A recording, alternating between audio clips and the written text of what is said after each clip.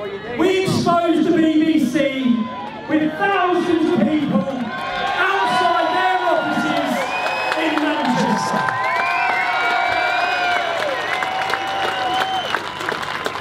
The British public do not trust you anymore.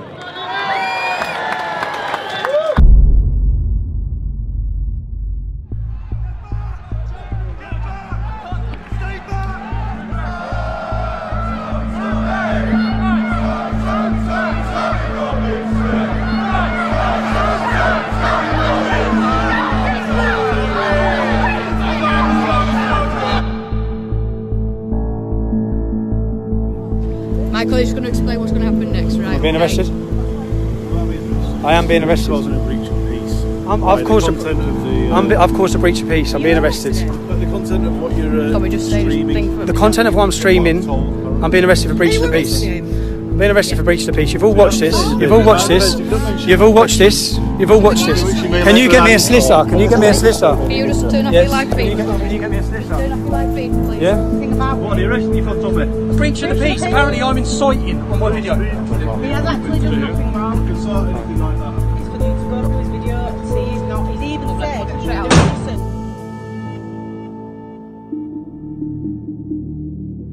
this. Since my activism started over a decade ago, the establishment, the police and the media have all been trying to take me down. The whole world saw me wrongfully imprisoned last year. 2.5 months on solitary confinement. What was the response by the media to that unlawful detention? They justified it.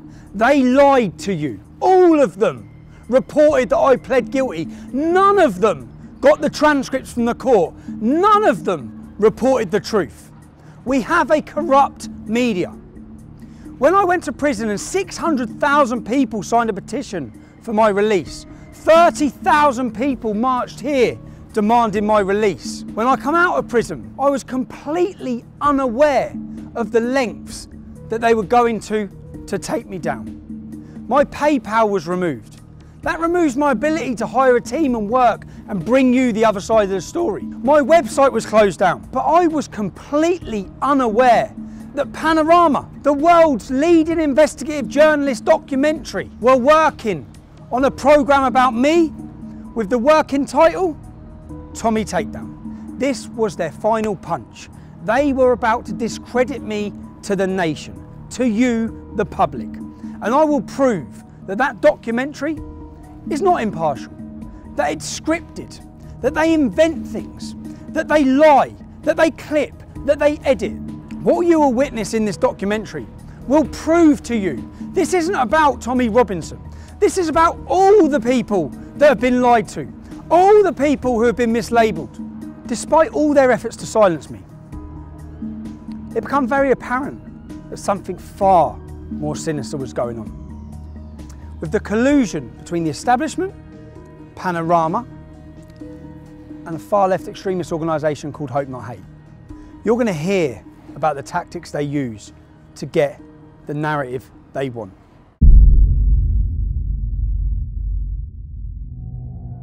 In this documentary, you're going to hear a lot about Hope Not Hate. It's important you understand who they are. Hope Not Hate is a so-called anti-fascist organisation who formed in 2004. They formed from a group and a magazine called Searchlight. Nick Lowles, who now leads Hope Not Hate, was a lead member of Searchlight. In 1984, Searchlight worked alongside Panorama to fraudulently edit footage which they were prosecuted or taken to court and sued for. They paid £1 million damages to Conservative MPs who they wrongfully edited footage to link them with far-right extremist groups. Hope Not Hate brand themselves as an anti-fascist organisation. They're there to tackle fascism. In reality, they label, slander and attack anyone who speaks out against open borders or against Islam. The worrying thing is they have a lot of influence. For example, all media outlets across the UK, across the world, take what they say as credible and they work hand in hand with them. From CNN, The Guardian, Huffington Post, The Independent, Sky News, Newsnight, Panorama, the Metro, the Sunday Times. They even advise the UN. They advise counter-terrorism. In their advice to the UN, they say that our Day for Freedom demonstration that many of you would have watched was a far-right extremist rally. That's fake news.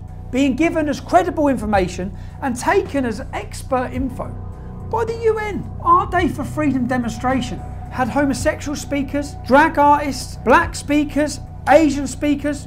There was nothing far right against it. It was a liberal demonstration demanding free speech. So what happens is when someone gets censored on Twitter for some kind of for hate speech or for incitement to violence or engaging in some kind of terrorist communication, they get their account taken down. They tend to come back, and that actually leads to a sort of an increased level of sense of participation and integration into these networks.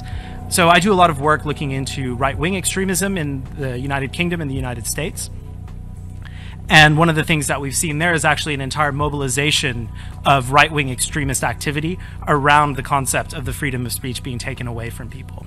So just a few weeks ago in London, there was a march attended by a few thousand people that was called Day for Freedom, and that was entirely sort of centered around this issue of free speech and the sense that in the kind of parlance of the extreme right, the liberal establishment was trying to silence extreme right, legitimate conservative voices.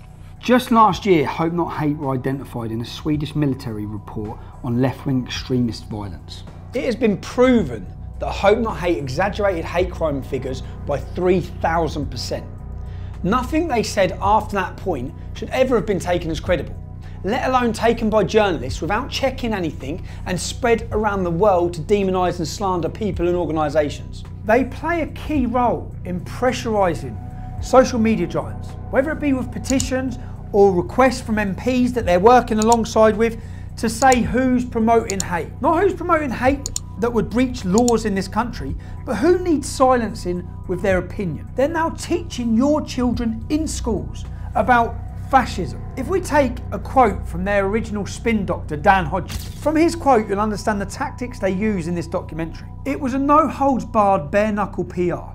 We used every dirty, underhand, low-down, unscrupulous trick in the book. These are quotes from their spin doctor, Joe Mulhall, who is a lead researcher for Hope Not Hate. He brags about days out with their BBC political reporters. Their relationship works hand in hand with the corrupt mainstream media.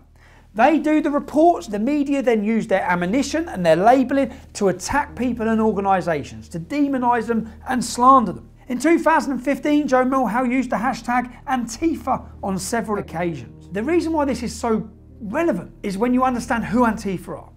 Antifa are an organisation that leading members of the American government have called to be prescribed as a terrorist organisation. They balaclava up, they mask up, and they violently attack people who they're told to attack, and organisations which are highlighted to them by groups and organisations like Hope Not Hate. They find out who you are, they contact your work, anyone who steps above the parapet. Hope Not Hate's goal is to silence them and stop them. This is about stopping free speech. This is about having people too scared to speak. We'll speak with one gentleman now whose life has been completely changed due to him voicing his opinions. He broke no law, committed no crime. But wait till you hear what Hope Not Hate done to him. This time last year, like I said, I was working full-time, happy, and because of some things I was doing outside of work, where I was sort of expressing my political opinions and so on, I ended up drawing their fire, and they wrote a report and called it in to the employer. So it was a kind of deliberate attempt to, it wasn't just to dox me, because I hadn't hidden my name, I didn't think I was doing anything wrong, I was just expressing an opinion. But it was an attempt to deliberately get me fired. Where was you working? I was working at Standard Chartered Bank in Moorgate. Doing what? I was an associate, so I'd been there from a grad. I went to Bristol University and then went into the bank straight afterwards. So I've been there for about just around 18 months at this point. So a good career? Yeah, it was going well. Internally, there'd been no issues. When you say you got involved, you was giving your political opinions with regards to? Obviously the controversial stuff, so immigration, Islam, these kind of issues, but not in an extreme way, nothing you wouldn't happily say to anyone. Just so we can get clear, we're not talking about committing a crime, we're just talking about speaking openly about immigration and Islam. Yeah, and no one had a problem with it. That's the whole point that kind of strikes me about it. So it's not like anyone made a complaint, nothing's happened, so what did Hope Not Hate do? So Hope Not Hate, one of their, I can't remember which, but a team of their researchers wrote a small report. They were calling up multiple offices at the bank, and they were also focusing, because obviously we have a very big presence in the Middle East. So they were focusing on officers there to call them and just basically say, you've got this guy working for you, he's an Islamophobe, he's a racist, blah, blah, blah, all of which obviously isn't true. I remember I was just sitting at my desk and I get called in by the MD and he sort of says, have you been saying this? And I say, yeah, no, I have. I didn't see it as a problem. The same guys were going to a lot of journalists trying to flog this report as well to make a big story out of it. Eventually, in around the summer of last year, you get this article, and it's very vicious, and it's obviously largely lifted from the report that came out a few weeks earlier, using slurs, using kind of nonsense labels, calling us Nazis, all that kind of thing. Calling you Nazis with any evidence? Was there no any evidence to anything whatsoever you've said? At all. It was made up with a very clear intention of making me lose my job, and it's a common tactic. And you did lose your job? Yeah, I was suspended, and then once the coverage happened, they obviously, whilst previously, like internally, the bank I think had kind of thought, well, maybe this is just an attack piece. Once there was coverage, obviously it's their reputation on the line. So then, pretty much immediately, I was fired. I have worked. Just so that the public understand this, you committed no crime. Okay. You speak outside of work about immigration or Islam with no hatred. No hatred. Just facts. And because of that, where are you now? How's your life changed? What do you see for your future now? Financially very difficult, of course, because it kills your income. And then there's knock-ons from that are always a pain. Okay, well thanks, and I hope you, I wish you luck and try and get your life sorted. Me too. Yeah, good luck. Thank you. So you've heard from Tom Dupree. You've heard how his life was changed simply for expressing his free speech due to the actions of Hope Not Hate. Later on in this documentary, you'll hear recordings of Caelan Robertson and George Llewellyn-John to see how their lives have been affected. Caelan and George used to work with me at Rebel Media, and when I went independent, they come to work with me there. When I was released from prison and I met with them, they said that they had been intimidated and threatened, and for that reason they couldn't work with me. I'd just been released from prison. I wasn't in a good state, and I thought they were just saying that because they wanted to go and work with Lauren Southern. Also, you'll hear recordings from Lauren Southern. Lauren Southern is a leading political activist from Canada. She now works as a journalist making documentaries. In those recordings, you'll hear about allegations about how they've suffered due to the actions of Hope Not Hate. So I've been contacted by Lucy Brown, who's an ex-employee. The last time we spoke to each other, we were screaming obscenities at each other. Now, she's been contacted by Hope Not Hate and by Panorama, who are working together on a project against me, work entitled Tommy Takedown. So I'm on the way to see Lucy. I'm actually really concerned and worried about what it is they're up to, because I know everything they've tried to do to take me down hasn't worked. So let's see what's next. Last time I spoke to you, I screamed some obscenities, some terrible things down the phone. So did I. I also have a surprise for you. Go on. I thought I'd commiserate it, so I actually got your prison number. No, you haven't! To remind myself the happiest day of my life. What? 8208 4CG? Yeah, that's the one. Oh my God! I laughed my head off. Oh my God! Shit, Lucy, you were fucking angry. How have we ended up sitting here? And what are we talking about?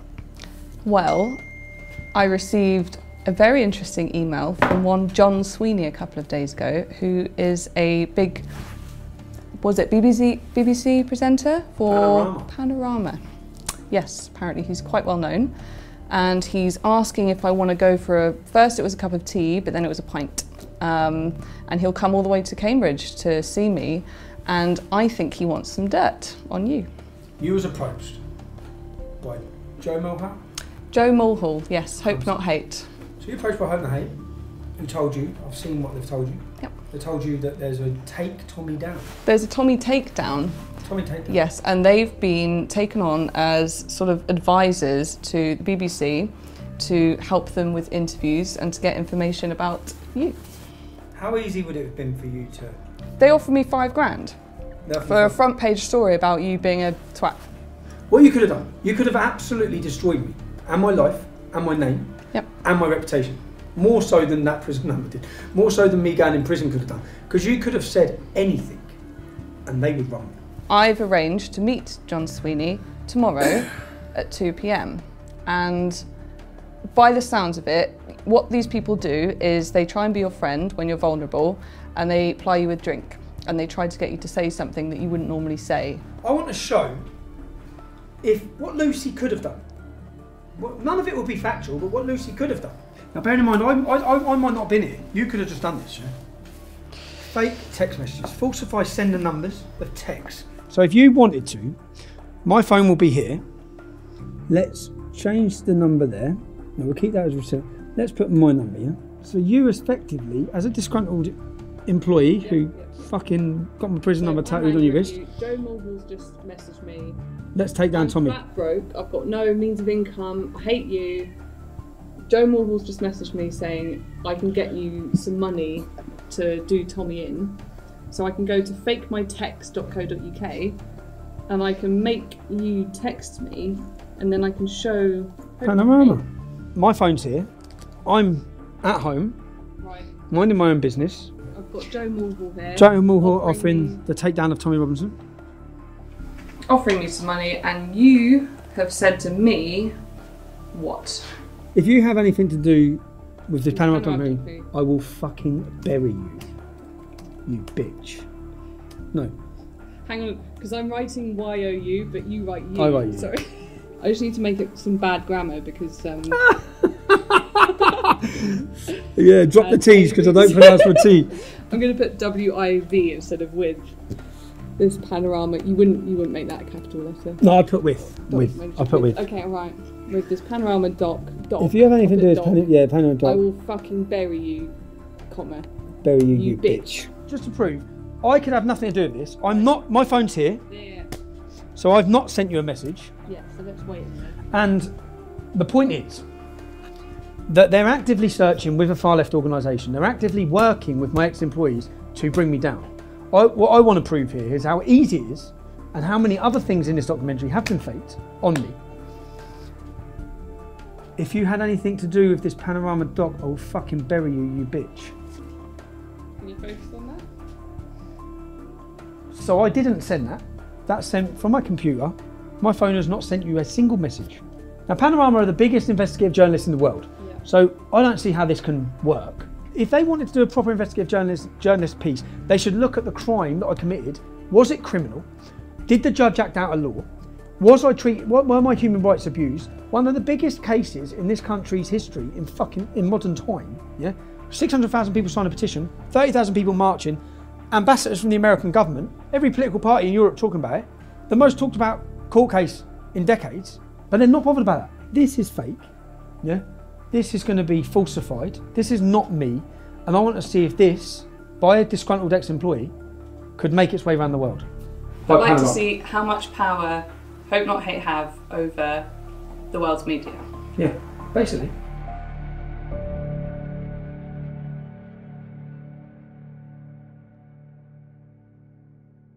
This is the little mining. This will replace your button. Cool. This will go into your button anyway. This is how we'll record.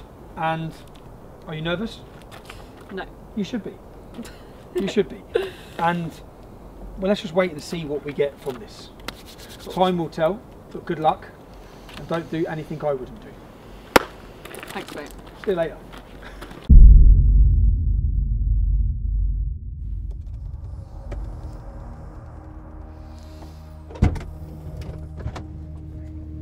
Success? Mission accomplished. Mission accomplished. Let's see. Crazy? Not crazy? Good? Not good? Lots of alcohol was consumed tonight for the greater good. I can smell it. You'll see. You took it for the team. I only drunk for the team. I did what I had to do. Right. Let's get these files sorted. Let's work out what we've got. We've got lots of footage to go through, but straight off the crazy thing for me is you're steaming. Which is a champagne and a double gin. Thank you. And then we're going to have some red wine, but Thank you so much. we'll panic about that at the appropriate moment. Thank you very much. Thank you. On expenses in a boozer with the dog and the fire. Good. And I think we should have one more bottle of wine. Fuck it, no expense spared. 2 brandy sous limoncellos. This is from the Cassis, or the Keel Royale, but even better is another version which is with blackberry, blackcurrant liqueur and champagne. Kir Royale. Have you got any flaming Sambuca? And then 2 Kir Royales. And then the bill. Lovely, thank you. Thank you very much. I think we've got to do a runner. It's a joke. It's fine. I don't care. Not only I really don't care. Good. Service included. So make it 220. Thank you very much. Was this on BBC Expenses? How much alcohol's been consumed? I've heard him mention 3 bottles of wine, champagne, flaming Sambuca, all in 5 minutes. And you can hardly sit up. So, for me, that's an expensive scandal that the licence fee payer is paying for. Should we be paying for you to get pissed? Yeah. Of course you think we should. Me getting drunk is me being more lucid, and then I'll tell him stuff. So he's wanting to get you drunk. He's using the expense money to get you drunk in order to get you information. Get me drunk, be nice to me, be my friend, and then I'll loosen up and be like, oh, I've got this recording, or I can tell you this, or whatever. You may not like what I'm about to say, but one of my political heroes is the former head of the IRA, who turns the IRA, not... Who? Nick Knowles? No, the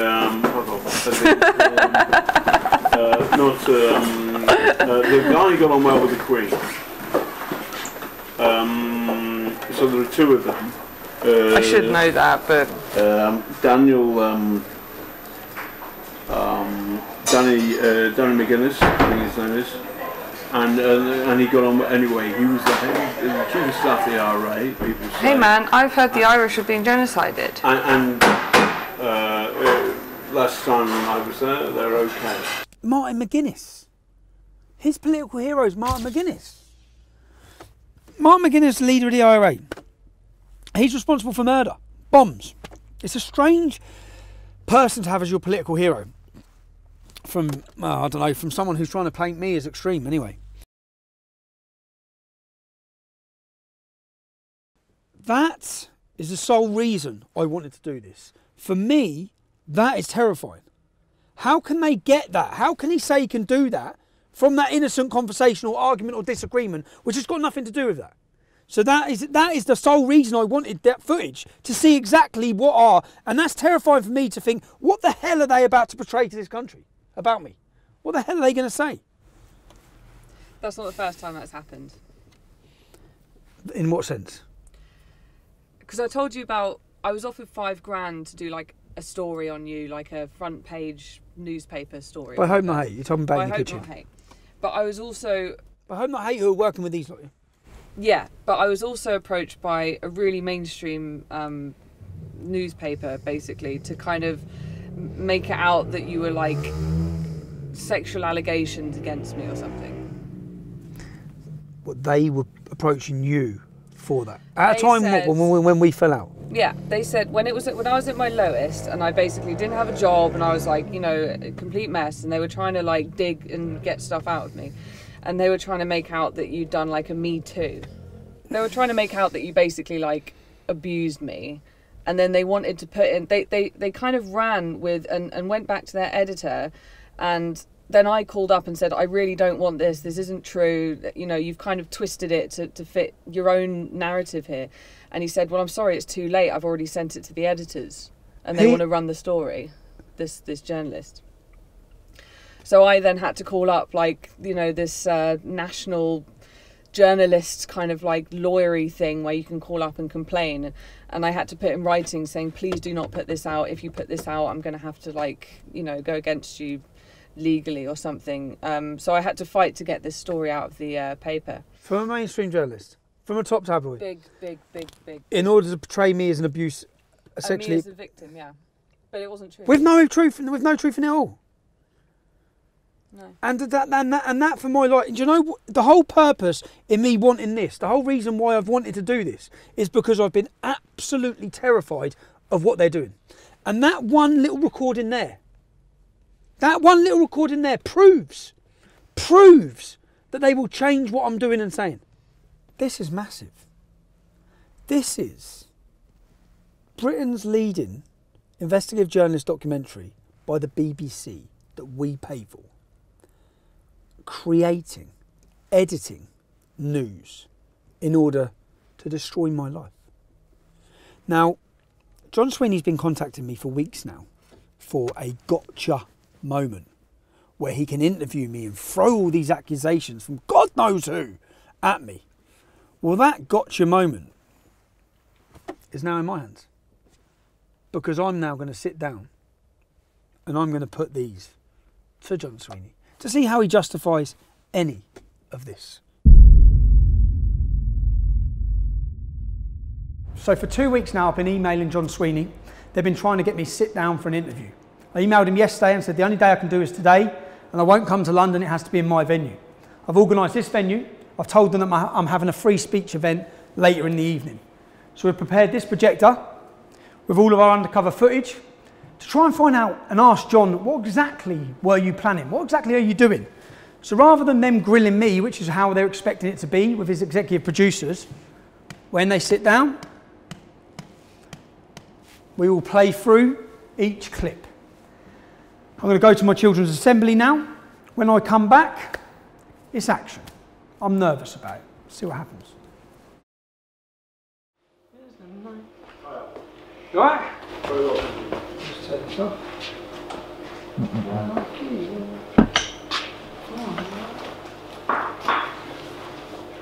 Hi, fine. How you doing? Thanks very much for doing this, thank you. Good morning. Good, everybody's phones off. You all right? Before we do start, I just wanted, because I am paranoid of fair and balanced reporting, I just wanted to clear a couple of things up with you while we're here. Is that all right before we start? Okay, but you're recording, I think, aren't you? You're okay. recording, and so aren't you? That's fine. Yes, okay. That's okay. fine. So we're not starting yet? No, we don't have to start the interview. I just want to clear a few things up. So, this is a Panorama documentary. You wouldn't be working with an organisation called Hope Not Hate on this documentary, would you? In order to find people to give negative opinions of me.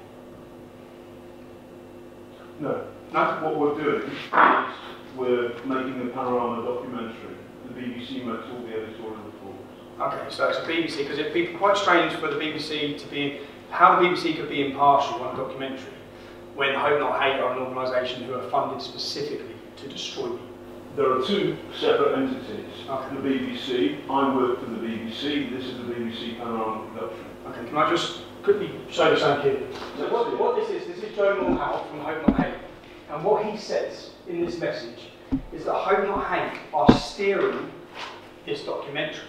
My name's John Sweeney, okay. and I'm the reporter for Panorama. Okay, John. So what this other guy says, he's not steering. Okay, are you aware of any threats or blackmail that's been made to any of my ex-employees to give negative information about me to you? Are you aware? No. Well, can you just listen to this one? We were basically threatened with the most horrendous shit you can possibly imagine for 3 months, constantly, to do this. Constantly.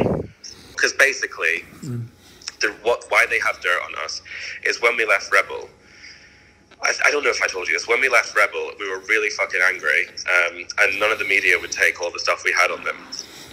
So Nick Close reached out to me on Twitter and he was like, oh, meet up with us. And we were like, oh, okay, like we weren't working with anyone then. So we were like, yeah, fuck it. And we met up with them twice and we were like, we can write a book on Rebel Media. We can write a book on how they've scammed people and this and this and this and this and this. And we were like really conniving with them. One of the first things they started threatening us with, this only started 3 months ago. We had no contact with them between 3 months ago and leaving Rebel, nothing. They started messaging us saying, we need to meet you, this is really serious. And then when we met them, they said to George, I wasn't there, we're going to release all of the meetings that you've had with us, threatening Rebel Media and talking shit about right-wing personalities and bitching about nothing serious, just saying, oh, their pants. And they're going to make you, and we're going to basically expose you. And also, we've got 6 signatures from the top trade unionist organizations in the country saying that they're going to come after you, and the government have opened a new department which we're advising on counter-terrorism, which are going to prosecute you for writing scripts which have incited the Darren Osborne terrorist attack. And it was like, they were basically like, you're going to fucking go to jail and you're going to get exposed for meeting with us if you don't work with us. This is what it all comes down to, this Panorama fucking thing. And Hope Not Hate were there standing next to the BBC producers. When you went for the meeting with Panorama, who from Hope Not Hate was there? Nick, Joe, John Sweeney, and the producer. So like, Hope Not Hate were like fucking terrifying, and they like did, you know, they blackmailed us. They felt like Joe fucking used the whole thing to try and get into Kaylin's pants. This is how bad it really was. When we pulled up in London, this was the day I dropped off the suitcase to you, right? That I went straight off from there, I can't remember where it was, to go and do this interview with them. They hired out this big car park warehouse thing. They had a little chair in the middle of it. I walked into this room, sat down. It was a cameraman, it was the head producer, it was Nick, and it was Joe. And then I started getting really nervous because she was saying, how much money, name numbers, name figures. And I was like, well, it was enough to pay for us to make videos, and all the money was spent on kit. And I was just saying vague shit. And then Joe said, can we stop the interview, please? And then I was like, okay. And then Nick went, can you come with us, Kaylin? And then Nick and Joe took me to the other side of the warehouse and said, Kaylin, you really need to give them more information than this. You really need to open up a little bit more, because this is really not useful to them. They're probably not even going to use this. You need to go into specifics. You need to go into numbers. You need to at least show them something. Were they threatening you at you? Breather, have a cigarette, and we'll come back to it. Were they threatening you then? Okay. I had a cigarette, and I went back and I sat down, and I still couldn't really do it. And it was really bad. Like, I was like shaking the whole time. That's when we told Panorama that we didn't feel that it was safe, that it was not okay, and that we were basically threatened. Bit of a strange one here, yeah? It's been a minute. I know, sorry man, I know it's 4 o'clock in the morning here, but I've just got off the phone to Kaylin for an hour, yeah? How much have they told you about Hope Not Hate? Not much. Why? You're aware they've been meeting with them regularly? I've met Joe too before. Yeah, I know that Kaylin and George have met with them before. Continually met with them? When you was doing your Borderless documentary, Hope Not Hate flew out to Italy to meet them? I don't know what they were talking about, but for the most part, like, I think they're just afraid of them. From what I've been told, it's like they're like, oh, they're kind of blackmailing us, like, hang out with us, or else we're going to get you guys arrested or whatever. So they've just met with them. So hold on a second. I work for Panorama. Were Hope Not Hate present in that interview? Were Hope Not Hate present in an interview with Kaylin Robertson? I work for Panorama, and we are doing a film about you. Are you aware of blackmail? Are you aware of Joe? Look at me. Yes. I'm a reporter, and I'm asking you a question. Okay. Right. I get the point. Are you aware? Are you aware? I don't Let me ask you one question about that. Okay. Then we can start. Are you aware of indecent images sent by someone from Hope Not Hate to Kaylin Robertson? I'm aware of the allegation. You are aware. I'm aware of an allegation, and I do not think it credible or serious. If I'm wrong, you can put that information out there. If somebody has been blackmailed, threatened, intimidated by an organisation that is steering your documentary. It's not serious. Okay, can we hear the next one? Play the next bit.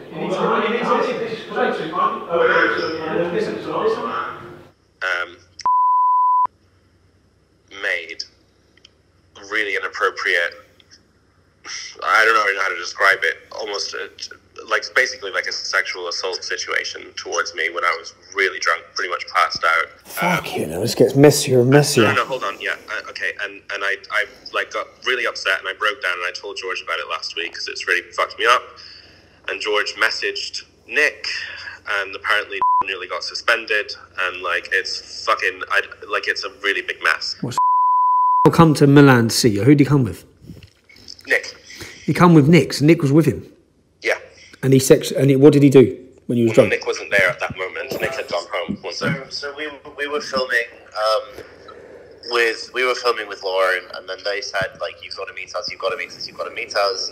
So we flew to Spain via Milan, met them in Milan, literally just had a coffee with them where they basically just carried on threatening us, and said, you've got to do, like, Sky and all one mainstream media thing.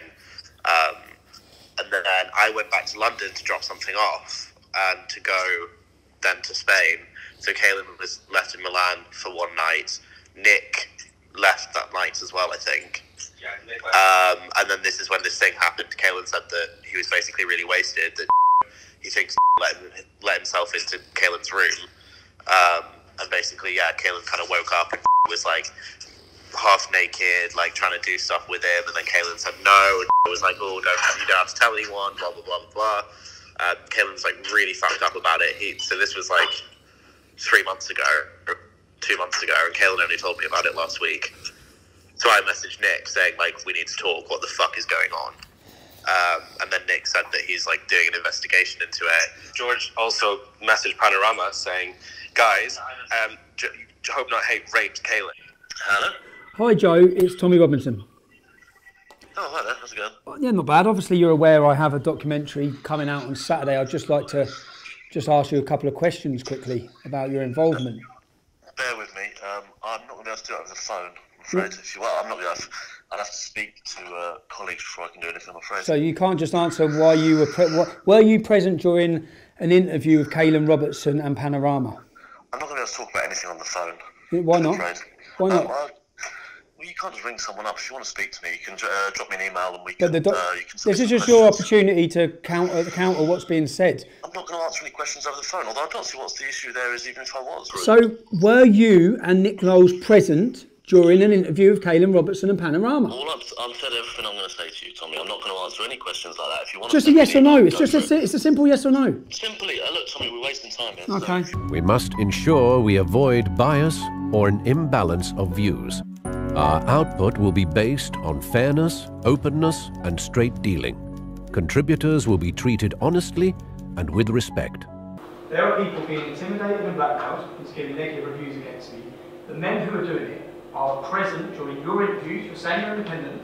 Now, John, when it comes to fake news, you're John Sweeney, so I'm going to separate you from these allegations that are being made. There are allegations. There are allegations. We can agree on that. We can agree on that. Okay, so these are allegations. These are allegations. And there is no evidence apart from your words or their words as to the substance of these allegations as I understand it. And I know we have a bit on tape. Okay, John, would you tell anyone what they have to say in an interview about? No. No? Play the next one. We only, the BBC, we only do questionnaires. So here's, it's a volunteer army. I want you to be comfortable about it. So is there anything you don't want me to ask about? I'm not supposed to ask this. I'm not supposed to ask this. I'm not supposed to ask this. So I'm going to ask you about, I'm going to take it through. What I want from you is the following. Simple 2 steps. 1. People like us, the BBC, the establishment, have not listened to what Tommy's been saying, and that's bad. Yes.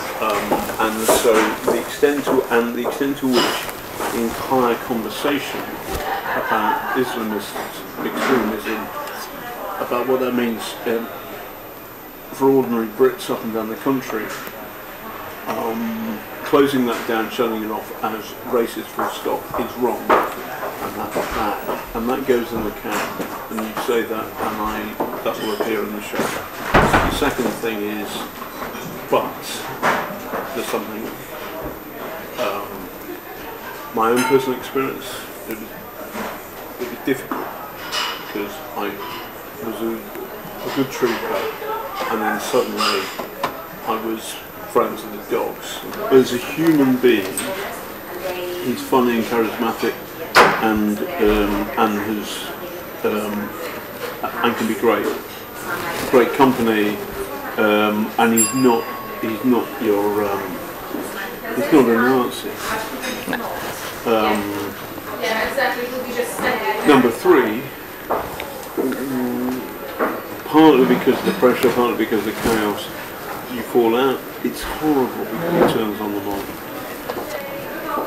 And those 3 elements are fair and good, and those 3 elements will appear in the show, I promise you. He has... Deal.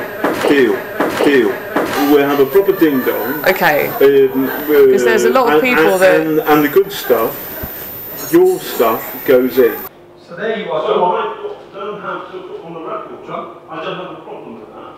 Because I'm not, no. I'm saying I'm putting, after a long conversation, I've got the whole conversation, John. Which you haven't done. I've got you 6 times telling that individual what they must say. Now let's go to the next one. Gilligan wanted to make it sexualised, and he wanted it to make it out like you basically like Harry Weinsteined me. Oh my God, man. Because you're like a position of power, And you're a you know, vulnerable and like woman. all this shit, and I was like, yeah, So when I'm being told, this isn't about you, John, but when I'm being told that journalists are approaching people... I'm not sorry, I don't understand the context. I'll tell you the context. Okay. This specifically is not about you. Oh, they do. When I felt sick, because I found out that journalists were offering money to try and get a young girl to do a Harvey Weinstein story against me. Now, you're Panorama, you're John Sweeney. So let me play the next clip to you. I call him like a silly little man and stuff. I'm just shouting at him. Yeah, but oh, we love that. It was quite bad. Could we have that? I'll drop you in it. I'll have the thing. It will drop me in it. Everything will drop me in it. Not necessarily. It was really bad. We had this great big argument in Woburn High Street. Yeah, maybe. I suppose that I did give to the lawyers, and they said, well, actually, this for the case doesn't really work because you're just having a dispute. Doesn't really whatever. But I thought I'd record it just in case. Maybe I'll do that. That's It's only audio. It's only audio. That's fine. How angry did it get? He gets really angry and then he runs away and gets in the car and drives off. And I shout after the car. It's really bad. We can clip that bit. We can clip that bit. We can clip that bit. My view about that is that I think doing a kind of gender, a kind of sexual thing against Tommy Robinson is. The person I was talking to there was worried about whether she would be identified. Now clearly that tape is now in your hands, so it would seem that she's working. John, you said you would clip footage to make. No, you said you would. I didn't say. Do you have any idea what implications? You tried to turn a normal argument into a sexual matter. No. Yes, you did. Yes, you did. You want to take through it. Do you understand the implications? I've got 3 young children. Do you think before you destroy a man's life? Because this is what you were planning on doing. No, I've got the evidence. You misunderstand me. I misunderstand. So what I was trying to do was to say to that source that if necessary we would change her gender to turn her, for example, into a man. I've done that on regular occasions where I have covered difficult stories. So you're not realising I've got all of this tape? You're hanging yourself. You're hanging yourself. So John says I'm misrepresenting him, and in fact he was telling her he could change her gender so she could not be identified. Let's just hear that clip again. I think doing a kind of gender, a kind of sexual thing against Tommy Robinson is. We can do a kind of gender, a sexual thing against Tommy Robinson. Nice try, John. We should not present invented material as facts or knowingly do anything to mislead our audiences. I've done 10 years worth of demonstrations. I've had cameras on me absolutely everywhere. And what they've been trying to expose and find is possibly that I'm a racist or I'm a homophobe or something like that. Yeah? I had you undercover for one boozy lunch, and you were repeatedly racist. To do a cab too. I pre-booked because the dog makes it more difficult. Alright. You know why, don't you? Wine? Because... Oh, why? Yeah, there's loads of Asian cab drivers don't like taking dogs. How dare you? How dare you? Where's my phone? Say that on camera, right? No. Racist. It's true. It's true. So this is the first one. So then you are generalising. So, then you are generalising. And I regret those words said, but the context is simple. That I had a real-world experience like that. There's a court case in today's papers where an Asian taxi driver has lost his license. He was refused to carry a blind dog. You're doing exactly what your channel does over grooming. You're blaming an entire continent when, let's face it, it's Islam that believes dogs are unclean, so it's Muslim taxi drivers that don't like dogs. But you have stereotyped the entire continent. Then that wasn't enough for you, John. You wanted to then have a go at the Greeks. And it always goes down well. Yeah. Is Jessica Rederer, which is thank you in Turkish. When you're pissed, you want to piss off a Greek, you start speaking Turkish. Oh really? And they know, and they don't. Anyway, never mind. They don't like it, but it's quite funny. Tommy, that's pathetic. That's a joke. You find it funny joking about the invasion of a country where women were pillaged and raped and murdered. Okay, you find that funny? No, John. So I have many Turkish and Greek friends. Well, you'll upset the entire Greek community because you find it funny to speak in Turkish to them because you find that funny. None of this is fun. None of this is fun. None of this is fun. Let me play the next one. Okay, play the next one. I have a little more in common. I have more in common with Tommy than most reporters. Yeah. I scumbag Irish background. A scumbag Irish background. So my family are a scumbag Irish background because they're poor and from Ireland. I'm talking about myself. No, you said you have more in common with me. Okay. A scumbag Irish background. Which it's a joke. That's a joke. So wait a second. Yes. It's a joke. So I'm very, very proud of my Irish heritage. My great granddad, who's a scumbag to you, John? No, who's a scumbag to I'm you? very proud of my Irish heritage. Yeah. If you get somebody like me talking to a source, and actually that source is in fact a mole working for Tommy Robinson, then in the context of a 2-3 hour conversation, there will be moments where jokes happen. I'm very proud of the myself. But the people who think you've been beaten up by Antifa, or rather Antifa have attacked Tommy and you've been in there. Those people are brainwashed. And they're lefty people. They're lefty. Self-hating whites. I'd like to call them a honky. How do you use an racial term? How do you use another racial term? You call them honkies. Hold on a second. You call them honkies. This is a conversation with your source. In what I'm trying to do is you're trying to label me, and what's happened is in one afternoon, in one month, John, you've been. Okay, let me talk about homophobia. John. You seem obsessed with gays. So you have an obsession because then you ask if Joe Moorhouse gay, right? Because they've not gone out and just had a mate that's gay. That's the difference.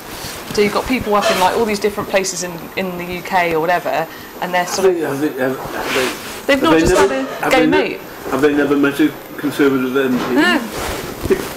I remember one line in particular. She said, "What do you think about LGBT or something?" And I said, "Well, some of the stuff that gay people say is just ridiculous." And that's me being the way. Okay, by the way, there's nothing wrong with it. You said something worse, I guess. Probably. That's the way that I would speak to Kaylin. Ridiculous. You know, yes. That's the way that I would speak to Kaylin in a bar. You know, I think like they're ridiculous. They should be shot. Well, yeah, exactly. No, obviously. No, I know. But did you say it? No. Good. That's the thing, because unbeknownst I would say that, by the way. I would. And they should be shot. What were we talking about? Oh yeah, Joe's dick pics. Is he gay? Oh, my gay darling's rubbish. He's a Bertie Wolf there, is he? He's a Bertie Wolf there, is he? He's a Bertie Wolf there, is he? May the best man win. Yeah. That's a bit weird. Gin doble. I'm not like Joe. He's a woofer. Woofer, Cockney by me stands for puffer.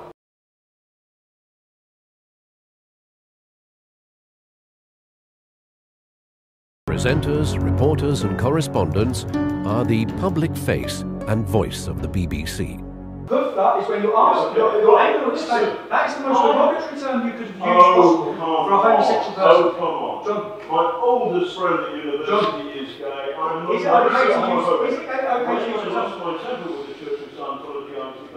Is it okay to use the terminology woofer? Is that okay? It's not great. Is it okay, John? No, it's not. It's one of the most derogatory terms. It's not derogatory, but the idea that I'm homophobic is not true. Let's get down to the reason. Let's get down to the reason that you and all of the media, you're trying to destroy me with a fabricated. We're trying to give you. You're blackmailing people. Okay. You're lying. You're telling. Listen, John. You're alleged to have blackmailed people who are in your meetings, in your interviews, whilst young men are being. And you are the man who's making the allegations. All in order. No, I'm not. You've just heard the people making the allegations. I'm not the man making the allegation. You've heard those are witness statements to my solicitor. Now let me go to the next one. Let me go to the reason why. Let me go to the reason why. I have to ask you a question. You can ask me a question, isn't it, mate? Because if it hasn't been on the end of a deception, let me go to the next I one. want to know about it. Okay, let me go to the next one. Okay. This is the reason. So now everyone understands the reason why the elite, the classist elite. Don't call me elite. Am I a cannibal? Let me play the next one. I've met Danny. Danny was, I was working on some film on Newsnight, and Danny was in the green room. It was unusual to meet a white working class male in the Newsnight green room, and I was in the same way. Who's normally in there? Sorry? Who's normally in there? It was so unusual that me and one of my mates, we went down there to have a drink with him in the way that you would do with somebody from the, you know, a cannibal from the Amazonian, from Amazonia, or maybe a creature from that. So working class white male is a cannibal from the Amazon. No, that's what you said. So you're on camera. Okay, so wait a second. You are a classist elitist. The way you view working class people is a disgrace. The reason we have the problem we have is because of journalists like yourself, from the background you're from, sneering down upon our community. Sneering down, thinking you're better than us, and let me just. My understanding of the Labour Party today is they're almost like blooming, I don't know, activists. Well, they're social. The point is, you hear much more accents like yours and mine, rather than fuck off, or rather than Tommy's. So the Labour Party, they will have accents like yours or hers, middle class, rather than fuck off. You believe the working class vocabulary is simply fuck off. That is your classism. What I'm doing here, John, is I'm exposing you, I'm exposing Panorama, and right now, John, because right now, so this text was sent to us, yes, and this is the text from that source who's on that video, okay, and the text is from you. If you had anything to do with this Panorama doc, I will fucking bury you, you bitch. Did you send that text? Point proven. I have video evidence that did not come from my phone, and here you are about to betray it to an entire nation. John. No, I'm going to ask you a question. I've just told you an answer. Sorry, okay. This would be, right now, this would be going on a documentary that would be aired to the entire British public. It wouldn't be, because we would put the right of reply. And here's the right of reply. Is this true? Is this true? As I expected, they did not bother to verify the authenticity of that fake text message in their hunt to take me down. John says he would give me the right to reply, to which I would say it's fake, but the fake allegation that I threatened to murder my ex-female employee would effectively be aired to millions of people across the world. And I'm certain every national newspaper would run with the headline, Tommy Robinson threatens to kill female employee. I wanted to prove, and I've just proved, how easy it is for fake news to be created and for people to be targeted and their lives destroyed. You have been harmed.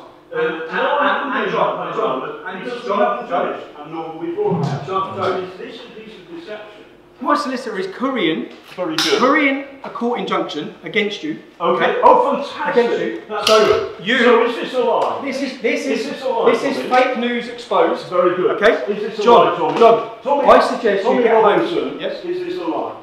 I never sent that message from this phone. This is my phone. Oh, you didn't send it from that phone? It wasn't sent from the phone. I didn't send it. Oh, hold on. It wasn't sent from the phone. I didn't send it. Is this a lie? You'll be able to catch it all in my documentary. You'll be able to catch it all in my documentary. No, we haven't finished our documentary. No, we have finished.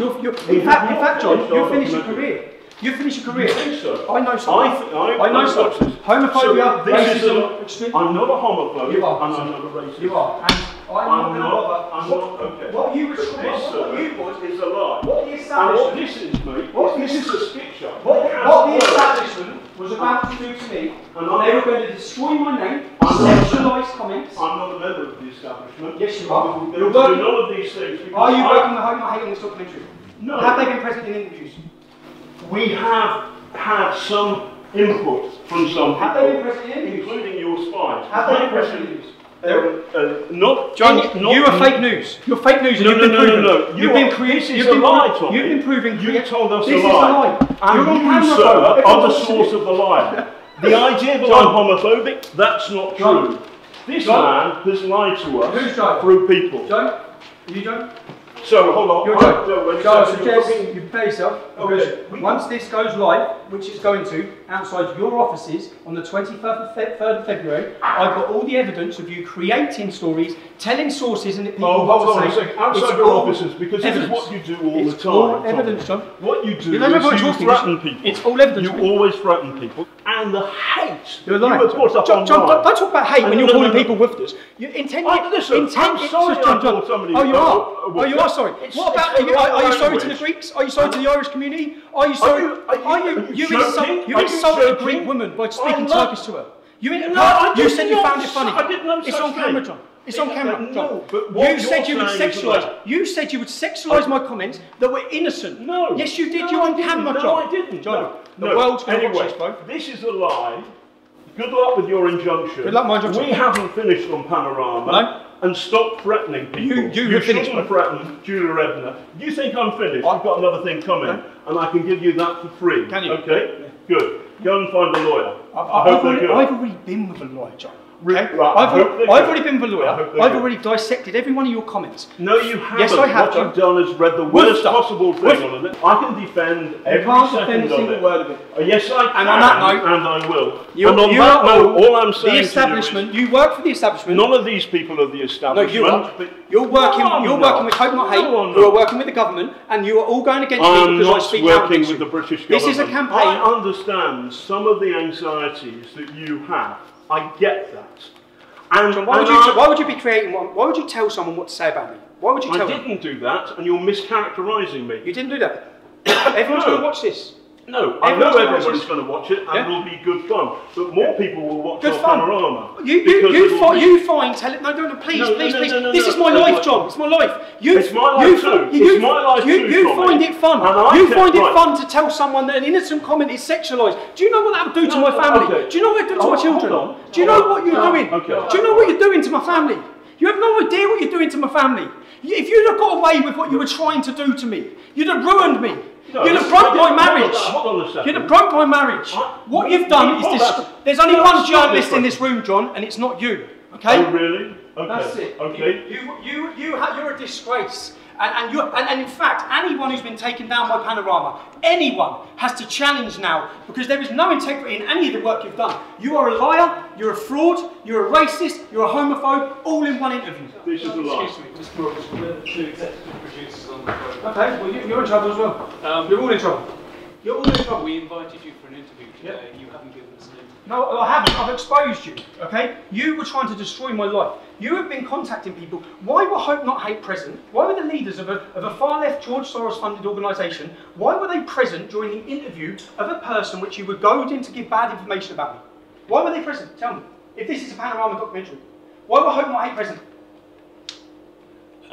This is an ongoing documentary. This is an establishment attack on me, and you're part of it.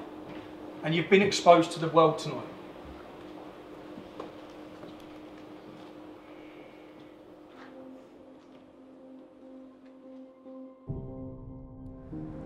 So let's summarise what you've seen. You've seen the BBC, who pride themselves on being impartial and reporting the truth. You've witnessed the main man from Panorama telling someone what to say, brokering a deal on what they have to say about me.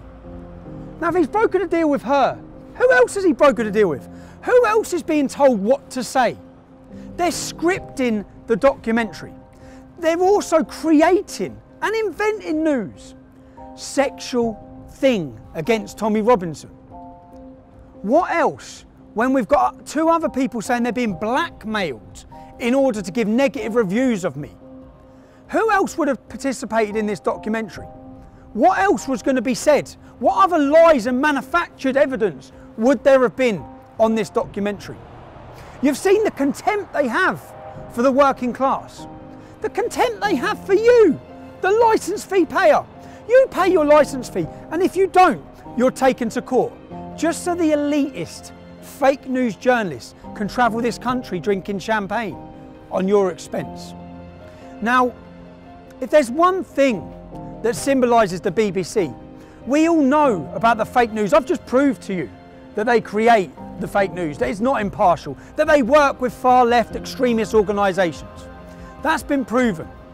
If there's one thing that symbolises them, the BBC covered for Jimmy Savile, they covered for Stuart Hall.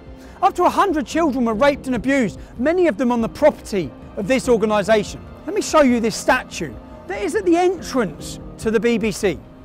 That statue was sculptured by a man called Eric Gill. Eric Gill was a paedophile. He raped his own daughters. He had sex with animals. He had an incestuous relationship with his sister. When the Catholic Church became aware of this man's crimes, they removed and covered all sculptures made by him. The BBC refused to. They were asked to, but they refused to. If you have disgust now, and you're fed up with paying for this, or for the propaganda they use against you, for the negative portrayal of Brexit, if you're fed up with all of these things, what can you do? I'll show you what I'm going to do, and I hope you follow my lead. You can legally not have a TV licence in the UK. You do not have to have one, okay? None of us asked for the BBC to come into our homes and display their programmes on our TVs. If you're fed up of paying for their propaganda when you don't even watch their shows, you can follow the steps I'm about to take you through now to end that. There's a few things you need to know once you've filled out these forms. It's a myth that the BBC can sit outside your house and detect that you're watching TV. That is a myth, it's not true. If the BBC TV inspector knocks at your door, you can. Be polite, you should be polite. But you can open your door, say I don't need a TV licence, I haven't got one, goodbye, I don't watch live TV. That's it. They have no rights to come into your home. It's obvious that if a TV licence inspector walked past your front window and you had your curtains open and you were watching Panorama on BBC, which I don't think you will be, if you're watching BBC, they will fine you. But you do not have to have a TV licence. And I'm going to take you through the steps. I'm going to ask, please follow these steps now. Follow exactly what I'm about to do. Go to www.tvlicensing.co.uk. You'll find a link, declare no licence needed. Upon clicking this, you'll be brought to another page where they try to convince you need a licence, even though you legally don't. Ignore that and click the button that says, tell us you don't need a licence. Step 1, select the type of property you live at. Complete name, email and phone number. Step 2, enter your property address. Step 3, tick the 3 boxes for the declaration. You will then be asked what date you want to start watching live TV again. Tick the button to the right where it declares I have no plans to do this. Then click the reason for not needing a TV licence. I'm sorry, but John Sweeney is not an option. Step 4, review and confirm, click submit. You are now licence free. Congratulations, you've just saved yourself £155 a year. You can now afford to go to the pub and celebrate. I know. How about champagne and double gin? Then some red wine. 2 brandies, 2 limoncellos. Creme de cassis, Kia Royale, blackcurrant liquor and champagne, flaming Zambuca and 2 Kia Royales. Enjoy. So, if you're fed up with the BBC, then sign our petition at www.endthestealthtax.com.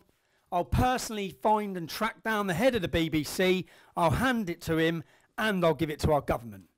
And you'll see it on our next video. Thank you.